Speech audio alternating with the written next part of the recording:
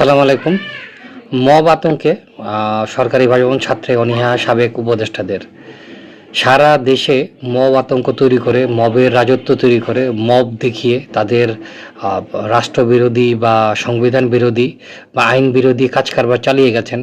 তারা ছাত্রদেরকে উস্কে দিয়েছেন, ছাত্রগুলোকে রাস্তায় রেখেছেন, এদেরকে পড়াশোনা না করিয়ে অটো পাস দিয়েছেন, অটো পাস দিয়ে এদেরকে চাঁদাবাজি করতে দিয়েছেন, মাস্তানি করতে দিয়েছেন, গুন্ডামি করতে দিয়েছেন, ডিসেল বদল করতে দিয়েছেন, ওসি বদল করতে দিয়েছেন, ওসির টেবিলে যে থাপ্পড় মারার সাহস দিয়েছেন, রাস্তাঘাটে যখন তখন যেখানে সেখানে যাকে তাকে ফেসিস্ট বানানোর ক্ষমতা দিয়েছেন। দেওয়ার পর যখন সারা দেশে যখন মবের রাজত্ব চলতেছিল, মানুষ যখন বিরক্ত হচ্ছিল, তখন উপদেষ্টারা ভাবছিলেন যে দেশ তো আমাদের কন্ট্রোলে, আমাদের কথাই সব চলে।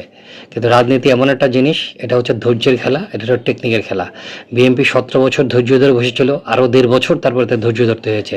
চরম অপমান, গ্লানি, সকল কিছু ভোগ করে এই মুহূর্তে বিএনপি ক্ষমতায়, এবং এই ক্ষমতাটা রাষ্ট্রীয় আইনগতভাবে 5 বছরের জন্য। এরপর যদি আবার জয়লাভ করতে পারে আরও 5 বছরের জন্য, এরপর যদি জয়লাভ করতে আরও বেশি দিনের জন্য। কিন্তু এই মবের রাজত্ব যারা কায়েম করেছিল, তাদের আসলে কোনো এই ধরনের কোনো ভিত্তি ছিল না।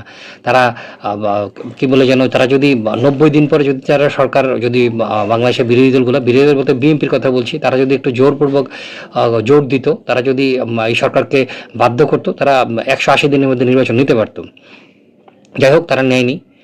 কেন নেয়নি? এটা তাদের রাজনৈতিক দূরদর্শিতা। অবশ্যই আমি বলবো রাজনৈতিক দূরদর্শিতা ছিল, তারা হয়তো বা অনেক কিছু চিন্তাভাবনা করেই নেননি। তবে কি বলে যেন, দেশের অনেক ক্ষতি হয়ে গেল। এই 180 দিনের মধ্যে নির্বাচন হলে বাংলাদেশের যে উপকারটা হতো, বাংলাদেশ এতদিন স্টেবল হয়ে যেত, বাংলাদেশের অর্থনৈতিক কর্মকাণ্ডটা অনেক ভালোভাবে চলতো। কিন্তু এই ইউনূসের দুষ্ট সরকারকে, মববাদের সরকারকে, জামাত ইসলামী সরকারকে বাংলাদেশে জিয়ে রাখতে যে, বা এদেরকে সুযোগ দিয়ে বিএনপি যে ভুলটা করলো, সেটা হচ্ছে যে রাজনৈতিকভাবে তাদেরকে অনেক মূল্য দিতে হয়েছে। তারা অনেক অপমান অপদস্থ যেমন হয়েছে, তেমনইভাবে বিরোধী পক্ষ, রাজাকারের বীজ বলি বা যেটাই বলি, জামাত ইসলামীর বীজ বলি, তারা শক্তিশালী হয়েছে। সেই শক্তিশালী হওয়াটা বাংলাদেশের রাজনীতির জন্য কোনো উপকারে আসেনি। এটা একটা কি বলে যেন, এই দলটা একটা জঙ্গিবাদী দল। এরা আসলে একটা উদ্দেশ্য বাস্তবায়নের জন্য আছে। 1971 সালের পরাজয়ের গ্লানি মোচার জন্য, তারা বাংলাদেশের মানুষকে অন্য কোনো গৌরবোজ্জ্বল দিন উপহার দেওয়ার জন্য তারা মানুষকে অনেক কিছু অন্যভাবে জিনিসটাকে চিত্রায়িত করার চেষ্টা করেছে। মানুষের মননে মগজে বুঝিয়ে দেওয়ার চেষ্টা করেছে তারা ছাড়া পৃথিবীতে ভালো মানুষ কেউ নেই। তারা এই জন্য প্রচুর টাকা পয়সা খরচ করেছে। গ্লোবালসের মিথ্যা থিওরি বারবার মিথ্যা বলতে বলতে একটা পর্যায়ে মানুষ বিশ্বাস করতে শুরু করেছিল যে জামাত ইসলামী হয়তো বা বাংলাদেশে বিশাল একটা সংগঠন হয়ে গেছে।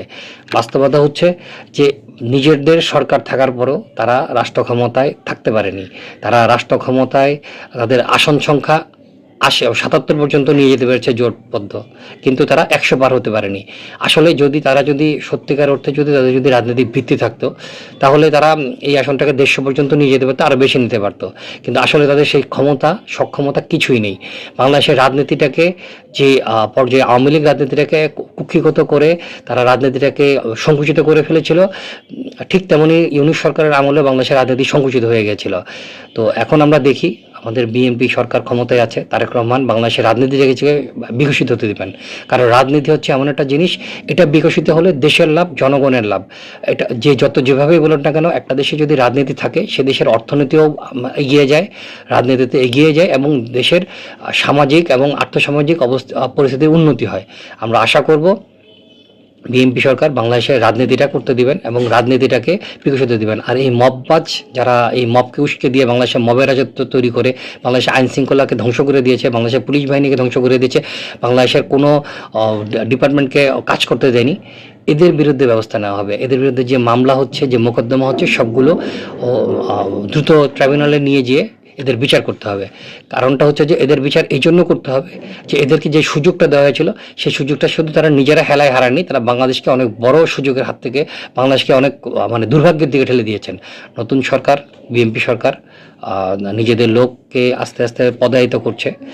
সেই পদায়নটা অবশ্যই আশা করব যে দলের ভিতরে যোগ্য লোক যারা আছে তাদেরকে পদায়ন করবে। অযোগ্য লোক দিয়ে আসলে সরকার চালানো যায় না। সেটা ডক্টর ইউনূসের সরকার দেখে নিশ্চয়ই তাদের শিক্ষা হয়েছে। আর আওয়ামী লীগের সরকার তো আসলে ছিল যে এটা আমরা বলতে পারি যে আওয়ামী লীগ যেভাবে পুরো প্রশাসন থেকে শুরু করে পুরো দেশের উপর কর্তৃত্ব ছিল, বিএনপিকেও ঠিক সেইভাবে একইভাবে কর্তৃত্ব অর্জন করে দেশ চালাতে হবে। আদারওয়াইজ এই দেশ চালানো অসম্ভব ব্যাপার। আবারও বলি, শেষ কথা, এই মববাজ উপদেষ্টা, সমন্বয়ক, জামাত ইসলাম, এদের প্রত্যেককে বিচারে আওতায় আনতে হবে। আর একটা জিনিস আপনারা দেখবেন, এই মববাজ সরকারের বিরুদ্ধে যদি কোনো ব্যবস্থা নেওয়ার চেষ্টা করা হয় বা সুযোগ কেউ কথা বলে বা নেওয়ার ব্যবস্থা যদি তৈরি হয়, সবচেয়ে বেশি তেড়ে আসে জামাত ইসলাম। কারণটা হচ্ছে যে এই মববাজের সম্পূর্ণ মদতদাতার নাম হচ্ছে জামাত ইসলাম। অতএব ওদের বিচার করতে হবে। ৭১-এর মুক্তিযুদ্ধে বাংলাদেশের স্বাধীনতা বিরোধীদের জন্য তাদেরকে নিষিদ্ধ করতে হবে। আর এই যে গত ১.৫ বছরে বাংলাদেশের অর্থনীতি শুরু করে রাজনীতি সব ধ্বংস করে দেওয়ার জন্য তাকে বিচার করতে হবে। ধন্যবাদ।